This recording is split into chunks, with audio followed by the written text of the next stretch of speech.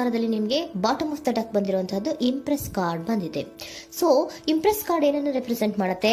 ಕೆಲವೊಂದು ರೀತಿಯ ನಿಮ್ಮ ಲವ್ ಲೈಫಿನ ವಿಚಾರದಲ್ಲಿ ಶಾಂತವಾಗಿರ್ಬೇಕು, ಸಮಾಧಾನವಾಗಿರ್ಬೇಕು, ಒಂದು ಪ್ರೀತಿ ಇರಬೇಕು ಅನ್ನುವಂತಹದ್ದು, ಮತ್ತೆ ಒಂದು ಸ್ಟೇಬಲ್ ಆಗಿರ್ಬೇಕು ಅನ್ನುವಂತಹ ರೀತಿಯಲ್ಲಿ ನೀವು ಆಲೋಚನೆಯನ್ನು ಮಾಡ್ತಾ ಇರುವಂತಹದ್ದು ಬಾಟಮ್ ಆಫ್ ದ ಡಕ್ ಅಲ್ಲಿ ರೆಪ್ರೆಸೆಂಟ್ ಆಗ್ತದೆ. ಲೈಫಿನ ವಿಚಾರದಲ್ಲಿ ನೀವು ಪಾಸ್ಟಿನಲ್ಲಿ ಕೆಲವೊಂದು ರೀತಿಯ ಕೆಲವೊಬ್ಬರಿಗೆ ಸೋಲ್ಮೇಟ್ ಕನೆಕ್ಷನ್ ಅನ್ನ ರೆಪ್ರೆಸೆಂಟ್ ಮಾಡ್ತಾ ಇದೆ ಕೆಲವೊಬ್ಬರಿಗೆ. ಓಕೆನಾ? ನಿಮ್ಮ ಪ್ರೀತಿಯಲ್ಲಿ ಒಂದು ರೀತಿಯ ಬಾಂಡೇಜ್ ಇರುವಂತಹದ್ದು ರೆಪ್ರೆಸೆಂಟ್ ಆಗ್ತಾ ಇದೆ.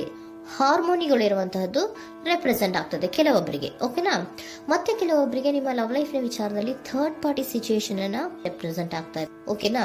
ಥರ್ಡ್ ಪಾರ್ಟಿ ಸಿಚುಯೇಷನ್ಸ್ ಅನ್ನ ರೆಪ್ರೆಸೆಂಟ್ ಮಾಡ್ತದೆ ನಿಯರ್ ಪಾಸ್ಟಿನಲ್ಲಿ ನಿಮಗೆ. ನೆಕ್ಸ್ಟ್ ಕಾರ್ಡ್ ಬಂದಿರುವಂತಹದ್ದು ಪೇಜ್ ಆಫ್ ಸೋರ್ಟ್ಸ್ ಬಂದಿದೆ. ಥರ್ಡ್ ಕಾರ್ಡ್ ಬಂದಿರುವಂತಹದ್ದು ಯಾವುದು? ನಿಮಗೆ ಪೇಜ್ ಆಫ್ ಸೋರ್ಟ್ಸ್ ಬಂದಿದೆ. ಸೊ ಕ್ಯೂರಿಯಾಸಿಟಿ ಇದ್ದಂತಹ, ನಿಮ್ಮ ಲವ್ ಲೈಫಿನ ವಿಚಾರದಲ್ಲಿ ಒಂದು ಕ್ಯೂರಿಯಾಸಿಟಿ ಇದ್ದಂತಹ, ಒಂದು ರೀತಿಯ ಬಾಂಡೇಜ್ ಇದ್ದಂತಹ, ಸ್ವಲ್ಪ ನೀವು ಮಾತಾಡಿರುವಂತಹ ಸಾಧ್ಯತೆಗಳು ರೀಸೆಂಟ್ ಪಾಸ್ಟ್ ನಲ್ಲಿ ರೆಪ್ರೆಸೆಂಟ್ ಆಗ್ತಾ ಇದೆ. ಸೊ ನಿಮ್ಮ ಲವ್ ಲೈಫಿನ ವಿಚಾರವಾಗಿ ಒಂದು ರೀತಿಯ ಬಾಂಡೇಜ್ ಇರುವಂತಹದ್ದು, ನೀವು ಕೆಲವೊಬ್ಬರಿಗೆ ಥರ್ಡ್ ಪಾರ್ಟಿ ಸಿಚುಯೇಷನ್ ಮತ್ತೆ ಕೆಲವೊಬ್ಬರಿಗೆ ಸೋಲ್ಮೇಟ್ ಕನೆಕ್ಷನ್ ಅನ್ನ ರೆಪ್ರೆಸೆಂಟ್ ಮಾಡ್ತಾ ಇದೆ. ಮತ್ತೆ ನಿಮ್ಮ ಲವ್ ಲೈಫಿನ ವಿಚಾರದಲ್ಲಿ ನೀವು ಮಾತಾಡಿರುವಂತಹದ್ದು ಕೂಡ ಕೆಲವೊಂದು ರೀತಿಯ ಮಾತುಕತೆಗಳು ಆಡಿರುವಂತಹದ್ದು, ಹೊಸ ಐಡಿಯಾಗಳನ್ನ ಮಾಡಿರುವಂತಹದ್ದು ಇಲ್ಲಿ ರೆಪ್ರೆಸೆಂಟ್ ಆಗ್ತದೆ. ಮೇ ಬಿ ನೀವು ಫ್ರೆಂಡ್ಸ್ ಗಳ ಮೂಲಕ ನೀವು ನಿಮ್ಮ ಪರ್ಸನ್ ಅನ್ನ ಭೇಟಿಯಾಗಿರಬಹುದು. ಯಾವುದೋ ಕೆಲವೊಂದು ಫಂಕ್ಷನ್ ಗಳಲ್ಲಿ ನೀವು ನಿಮ್ಮ ಪರ್ಸನ್ ಅನ್ನ ಭೇಟಿಯಾಗಿರುವಂತಹ ಸಾಧ್ಯತೆಗಳು ಇದೆ ಅನ್ನೋದನ್ನ ನಿಮ್ಮ ಪಾಸ್ಟ್ ನಲ್ಲಿ ರೆಪ್ರೆಸೆಂಟ್ ಮಾಡ್ತಾ ಇದೆ. ನೆಕ್ಸ್ಟ್, ಅಟ್ ಪ್ರೆಸೆಂಟ್ ನಲ್ಲಿ ಯಾಕೋ ನಿಮ್ಮ ಲವ್ ಲೈಫಿನ ವಿಚಾರದಲ್ಲಿ ಫೀಲಿಂಗ್ ಲೆಫ್ಟ್ ಔಟ್ ಆಗಿರುವಂತಹ ಸಾಧ್ಯತೆಗಳು ರೆಪ್ರೆಸೆಂಟ್ ಆಗ್ತಾ ಇದೆ. ಅಟ್ ಪ್ರೆಸೆಂಟ್ ನಲ್ಲಿ ಯಾಕೋ ಕೆಲವೊಂದು ರೀತಿಯ ಚಿಂತೆಗಳಿರುವಂತಹದ್ದು, ವರೀಸ್ಗಳಿರುವಂತಹದ್ದು, ಬೇಜಾರಿನಲ್ಲಿ ನಿಮ್ಮ ಲವ್ ಲೈಫಿನ ವಿಚಾರದಲ್ಲಿ ಇರುವಂತಹದ್ದು ರೆಪ್ರೆಸೆಂಟ್ ಆಗ್ತಾ ಇದೆ. ಯಾಕೆ ಅಂದ್ರೆ ನಿಮ್ಮ ಲವ್ ಲೈಫಿನ ವಿಚಾರವಾಗಿ ಕೆಲವೊಂದು ರೀತಿಯ ಬದಲಾವಣೆಗಳಾಗ್ತಾ ಇರುವಂತಹದ್ದು ರೆಪ್ರೆಸೆಂಟ್ ಆಗ್ತಾ ಇದೆ. ಯಾಕೋ ಕೆಲವೊಂದು ಚೇಂಜಸ್ಗಳಾಗ್ತಾ ಇರೋದ್ರಿಂದ ನೀವು ಬೇಜಾರಿನಲ್ಲಿ ಇರುವಂತಹದ್ದು.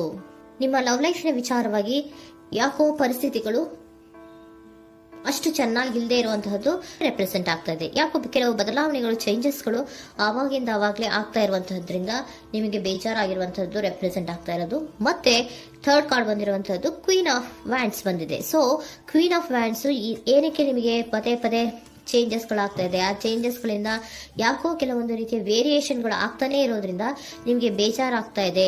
ಸೊ ಅದಕ್ಕೋಸ್ಕರ ನೀವೇನ್ ಮಾಡ್ತೀರಾ? ಬಹಳ ಧೈರ್ಯವಾಗಿ ಕೆಲವೊಂದು ನಿರ್ಣಯಗಳನ್ನ ಮಾಡುವಂತಹ ಸಾಧ್ಯತೆಗಳು ಅಟ್ ಪ್ರೆಸೆಂಟ್ ನಲ್ಲಿ ರೆಪ್ರೆಸೆಂಟ್ ಆಗ್ತಾ ಇದೆ. ಬಹಳಷ್ಟು ಧೈರ್ಯದಿಂದ ಇಂಡಿಪೆಂಡೆಂಟ್ ಆಗಿ ಕೆಲವೊಂದು ನಿರ್ಣಯಗಳನ್ನ ಮಾಡಬೇಕು ಅನ್ನುವಂತಹ ಆಲೋಚನೆಗಳನ್ನ ಮಾಡ್ತಾ ಇರುವಂತಹದ್ದು ರೆಪ್ರೆಸೆಂಟ್ ಆಗ್ತಾ ಇದೆ. ಯಾಕೆ ಅಂದ್ರೆ ಆವಾಗಿನ ಅವಾಗೆ ನಿಮ್ಮ ಲವ್ ಲೈಫಿನ ವಿಚಾರದಲ್ಲಿ ತುಂಬಾ ಏರುಪೇರುಗಳಾಗ್ತಾ ಇರೋದ್ರಿಂದ ಆ ವಿಚಾರದಲ್ಲಿ ಸ್ವಲ್ಪ ಬೇಜಾರುಗಳು ಇರುವಂತದ್ದು ರೆಪ್ರೆಸೆಂಟ್ ಆಗ್ತದೆ. ಇನ್ ಇಮಿಡಿಯೇಟ್ ಫ್ಯೂಚರಿನಲ್ಲಿ ಯಾಕೋ ನೀವು ಕೆಲವೊಂದು ವಿಚಾರಗಳಲ್ಲಿ ನೋಡಿ ಆತಂಕ ಪಡ್ತಾ ಇರುವಂತಹ, ಎಗೇನ್ ಬೇಜಾರನ್ನ ಪಡ್ತಾ ಇರುವಂತಹದ್ದು, ನಿದ್ರಾಹೀನತೆಯನ್ನ ಮಾಡ್ಕೋತಾ ಇರುವಂತಹದ್ದು, ಸ್ಟ್ರೆಸ್ಸಿನಲ್ಲಿ ಇರುವಂತಹದ್ದು ರೆಪ್ರೆಸೆಂಟ್ ಆಗ್ತಾ ಇದೆ. ಕೆಲವೊಂದು ನಿರ್ಣಯಗಳನ್ನು ತಗೊಳ್ಳುವಂತಹ ಸ್ಟ್ರೆಸ್ಗಳಲ್ಲಿ ಇರುವಂತಹದ್ದು ಕೆಲವೊಬ್ಬರಿಗೆ ಯಾಕೋ ಇಮಿಡಿಯೇಟ್ ಫ್ಯೂಚರ್ ನಲ್ಲಿ ಕೂಡ ರೆಪ್ರೆಸೆಂಟ್ ಆಗ್ತಾ ಇದೆ. ಆದ್ರೆ ಇಮಿಡಿಯೇಟ್ ಫ್ಯೂಚರ್ ನಲ್ಲಿ ನೀವು ಏನ್ ಮಾಡ್ಬೇಕಾಗಿತ್ತು? ಸೊ ಕ್ವಿಕ್ ಥಿಂಕಿಂಗ್ ಅನ್ನ ಮಾಡ್ಬೇಕಾಗಿತ್ತು. ಕೆಲವು ವಿಚಾರಗಳ ಬಗ್ಗೆ ನೀವು ಫೋಕಸ್ ಅನ್ನ ಮಾಡ್ಬೇಕಾಗಿತ್ತು. ಏನಾಗ್ತಾ ಇದೆ ನಮ್ಮ ಲವ್ ಲೈಫಿನ ವಿಚಾರದಲ್ಲಿ ಅನ್ನೋದನ್ನ ಫೋಕಸ್ ಅನ್ನ ಮಾಡಿದ್ರೆ ನಿಮ್ಮ ಲವ್ ಲೈಫಿನ ವಿಚಾರದಲ್ಲಿ ಕೆಲವೊಂದು ರೀತಿಯ ಫುಲ್ಫಿಲ್ಮೆಂಟ್ಗಳು, ಸಮಾಧಾನಗಳು, ಖುಷಿಗಳು ಇರುತ್ತೆ. ಯಾವಾಗ ನೀವು ಫೋಕಸ್ ಅನ್ನ ಮಾಡೋದಿಲ್ವೋ ಆಗ ನಿಮ್ಗೆ ಮತ್ತಷ್ಟು ಆತಂಕಗಳು, ಬೇಜಾರುಗಳು ಆಗುವಂತ ಸಾಧ್ಯತೆಗಳು ಇದೆ. ಇದು king of swords, nine of swords ಇನ ಕ್ಲಾರಿಫಿಕೇಶನ್ ಕಾರ್ಡ್ ಅಷ್ಟೇ. ಅಂದ್ರೆ ಏನು? ನೀವು ಕೆಲವೊಂದು ವಿಚಾರಗಳಲ್ಲಿ ಫೋಕಸ್ ಅನ್ನ ಮಾಡಬೇಕು. ಲವ್ ಲೈಫಿನ ವಿಚಾರಗಳಲ್ಲಿ ಫೋಕಸ್ ಅನ್ನ ಮಾಡಿ ಕೆಲವೊಂದು ರೀತಿಯ ಆಕ್ಷನ್ಸ್ ಗಳನ್ನ ತಗೊಂಡ್ರೆ ಫುಲ್ಫಿಲ್ಮೆಂಟ್ ಗಳಾಗುವಂತಹ, ಸಮಾಧಾನಗಳಾಗುವಂತಹ, ಖುಷಿಗಳಾಗುವಂತಹ ಸಾಧ್ಯತೆಗಳು ಇದೆ. ಕರೆಕ್ಟ್ ಆಗಿ ಮಾತಾಡಬೇಕು. ಏನ್ ಮಾತಾಡಬೇಕು ನಿಮ್ಮ ಲವ್ ಲೈಫಿನ ವಿಚಾರವಾಗಿ ಕರೆಕ್ಟ್ ಆಗಿ ಮಾತಾಡಿ ಕೆಲವೊಂದು ರೀತಿಯ ಕ್ಲಿಯರ್ ಥಿಂಕಿಂಗ್ ಅನ್ನ ಮಾಡಿ ಕ್ವಿಕ್ ಆಕ್ಷನ್ಸ್ ಅನ್ನ ತಗೊಳ್ಳುವಂತಹದ್ದು ರೆಪ್ರೆಸೆಂಟ್ ಆಗ್ತಾ ಇದೆ. ಓಕೆನಾ? ಇದಿಷ್ಟು ನಿಮ್ಮ ಕಾರ್ಡ್ಸ್ ನ ರೀಡಿಂಗು. ನೆಕ್ಸ್ಟ್, ಏಂಜಲ್ ಗೈಡೆನ್ಸ್ ನಿಮ್ಗೆ ಏನ್ ಹೇಳ್ತಾ ಇದ್ದಾರೆ ಅನ್ನೋದನ್ನ ನೋಡೋಣ. ನಿಮ್ಮ ಲವ್ ಲೈಫಿನ ವಿಚಾರವಾಗಿ ಏಂಜಲ್ ಗೈಡೆನ್ಸ್ ಏನ್ ಕೊಡ್ತಾ ಇದ್ದಾರೆ? ವೇಟ್ ಅಂತ ಹೇಳ್ತಾ ಇದ್ದಾರೆ. ಸ್ವಲ್ಪ ತಾಳ್ಮೆಯಿಂದ ಇರೋ. ಅವಸರದಲ್ಲಿ ಯಾವ ನಿರ್ಧಾರವನ್ನ ಕೂಡ ಮಾಡಬೇಡ ಅನ್ನೋದನ್ನ ಏಂಜಲ್ ಗೈಡೆನ್ಸ್ ಕೊಡ್ತಾ ಇದ್ದಾರೆ. It's up to you. ಇದು ಎಲ್ಲ ನಿನಗೆ ಬಿಟ್ಟಿರುವಂತಹದ್ದು.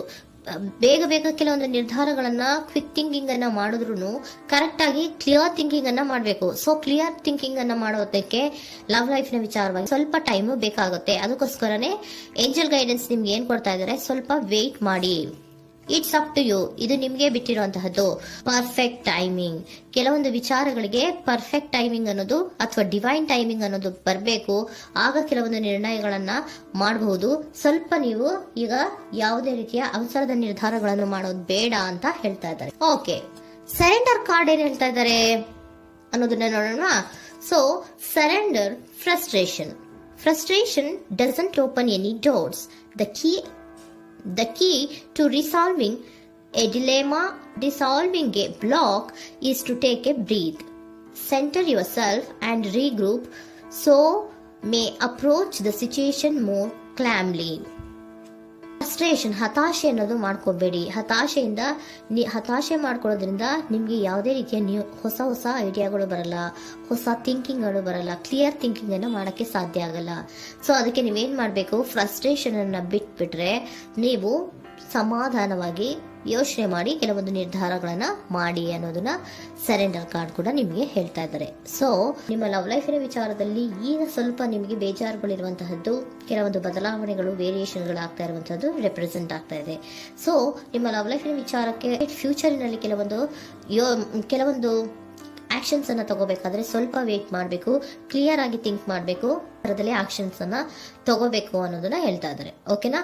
ಆಗ ಮಾತ್ರ ನಿಮ್ಗೆ ನಿಮ್ಮ ಎನರ್ಜಿಯಲ್ಲಿ ಏನ್ ಶಾಂತತೆ ಬರಬೇಕು ಅಂತ ಹೇಳ್ತೀರಲ್ಲ, ಆ ಶಾಂತತೆ ಏನ್ ಬರಬೇಕು, ಲವ್ ಲೈಫಿನ ವಿಚಾರವಾಗಿ ಶಾಂತತೆ ಯಾವಾಗ ಬರುತ್ತೆ ಅಂದ್ರೆ ನೀವು ಕ್ಲಿಯರ್ ಥಿಂಕಿಂಗ್ ಅನ್ನ ಮಾಡಿದಾಗ ಮಾತ್ರ ಬರುವಂತಹದ್ದು ಅನ್ನೋದು ಕಾರ್ಡ್ಸ್ ಗಳಲ್ಲಿ ರೆಪ್ರೆಸೆಂಟ್ ಆಗ್ತದೆ.